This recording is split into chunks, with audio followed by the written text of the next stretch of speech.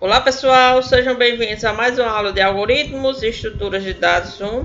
Nessa aula vamos continuar o estudo da alocação de memória e vamos ver a função realloc. Então, para estudar essa função, vamos trabalhar com o seguinte problema. Escreva um programa que receba como entrada o número n. Esse número será a quantidade de valores que será lido em seguida. Armazene os valores lidos em um vetor, em seguida dobre a quantidade e o espaço de valores desse vetor e no novo espaço coloque os números de 1 a n. Por exemplo, aqui o usuário digitou o número 3, em seguida ele digitou os números 5, 6 e 7. Então, como resultado foi impresso os números 5, 6 e 7, a quantidade de valores do vetor foi dobrado e nesse novo espaço foram colocados os números 1, 2 e 3, ou seja, os números de 1 a n, uma vez que n é 3. Beleza, vamos escrever um programa para resolver esse problema. Então, estamos aqui no nosso ambiente, novamente vamos utilizar o REPL.each. Vamos iniciar a codificação. Então, escolher a linguagem C e vamos criar o nosso programa.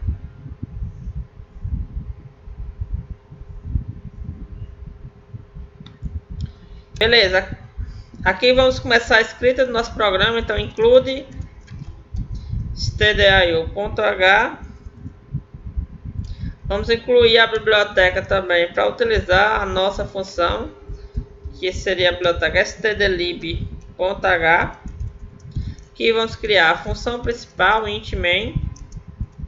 Primeiramente vamos ler o número n do usuário, que é a quantidade de valores que vão ser lidos em seguida.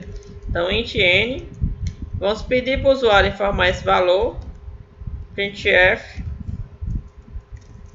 forme a quantidade de valores. Beleza, aqui embaixo a gente vai ler esses valores. Então, scanf, %d, porque n é um inteiro e o que o usuário digitar vai para n. Beleza, aqui embaixo vamos criar um vetor para armazenar n elementos, então int v, tamanho n. E agora a gente vai ler esses valores. Utilizar uma variável aqui auxiliar aí para nos ajudar a ler esses valores. Então for i igual a 0, i menor que n, i mais. Beleza, aqui a gente vai ler esses valores. Então scanf, os valores do nosso vetor são inteiros, então %d, e o que o usuário digitar vai para o nosso vetor. Beleza, agora que já lemos esse vetor, a gente tem que fazer o que? Tem que dobrar o tamanho desse vetor para armazenar os novos elementos. Então aqui a gente tem que criar um novo vetor. Tá aqui vn de v novo. O tamanho desse vetor vai ser 2 vezes n. Beleza, aqui embaixo a gente vai ter que preencher esse vetor. Então, primeiramente a gente vai preencher esse vetor com os valores que vem de v. Então, vamos for i igual a 0, i menor que n, i mais.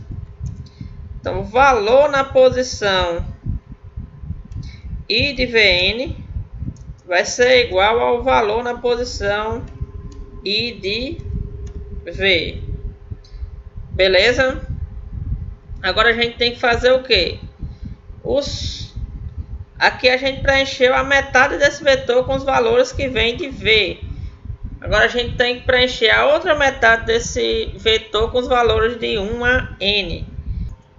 Beleza, aqui embaixo vamos criar a variável auxiliar k, iniciando de 1, e vamos preencher agora a outra metade do nosso vetor vn. Então, a primeira metade foi preenchida com os valores de v, a segunda metade a gente vai preencher com os números de 1 até n. Então, i iniciando de n, ou seja, da metade do vetor, i menor que o dobro dos elementos do vetor, i mais.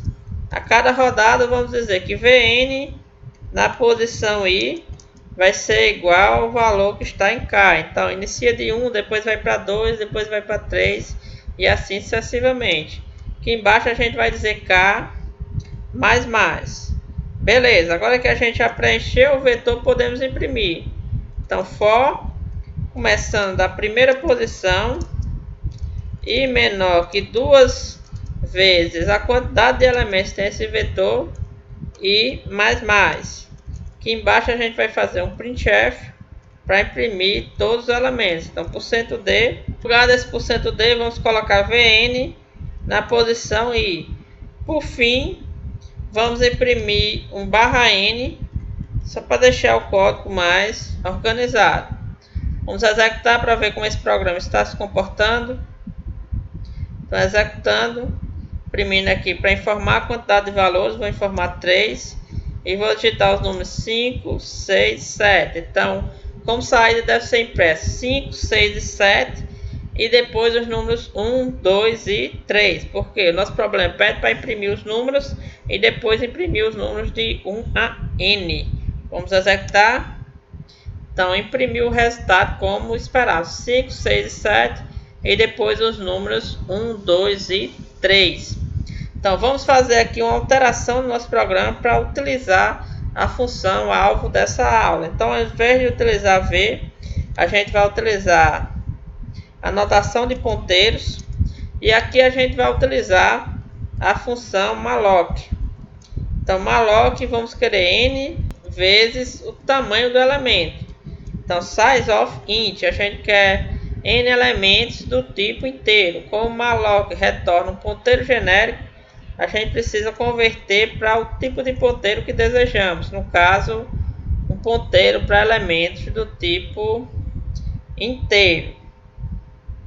Beleza.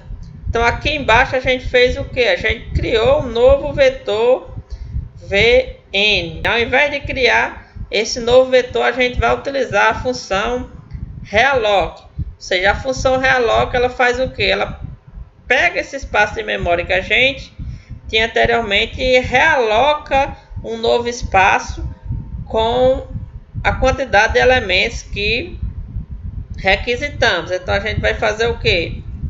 A gente vai dizer que v, ou seja, o nosso ponteiro vai ser igual a realloc.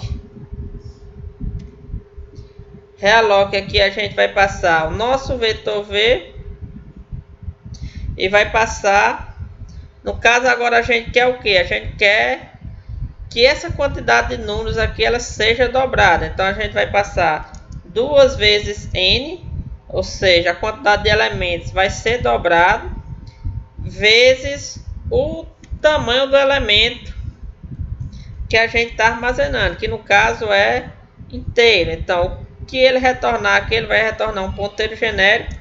Vamos fazer a conversão aqui para um ponteiro para inteiros. A gente não precisa mais desse for, porque quando você faz um realloc, os valores que estão em v são mantidos. Então, aqui ao invés de a gente não ter mais o vetor vn, então a gente vai ter v. Então, v agora é o mesmo vetor, só que ele teve um espaço aqui, no caso, realocado. Nesse caso, esse espaço de memória ele foi duplicado. Beleza, aqui ao invés de vn, a gente vai passar v. Então, vamos executar para ver como esse programa está se comportando. Então, 3 elementos, 5, 6 e 7. E no final deve ser impresso 5, 6 e 7, mais os números 1, 2 e 3. Então, foi impresso os números 5, 6 e 7 e os números 1, 2 e 3, como esperávamos. Então, para concluir, vamos só colocar aqui a função free para liberar esse espaço de memória que alocamos. Então, lembrando que sempre que alocar um espaço de memória, é interessante você liberar esse espaço de memória quando não estiver usando mais. Beleza, pessoal? Por essa aula ficamos por aqui. Até a próxima aula. Obrigado.